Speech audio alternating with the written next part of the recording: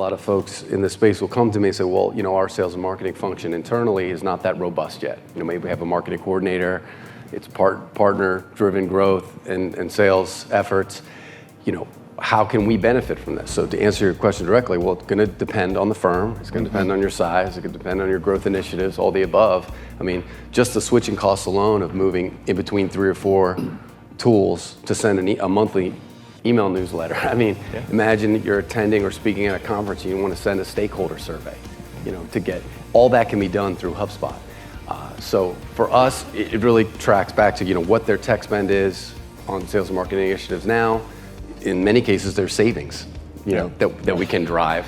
The reporting, imagine what he just described is kind of the textbook, like amazing home run case, right? Because he's seeing, from initial touch point, initial interest, you're watching every bit of the life cycle, whether it be reviewing case studies, testimonials, you name it, and then there's a conversion that happens.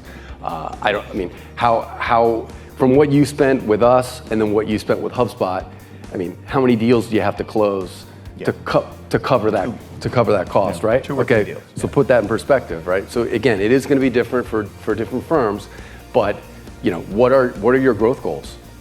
What does your pipeline look like? How are you going to forecast across that pipeline? It's table stakes at that point. So.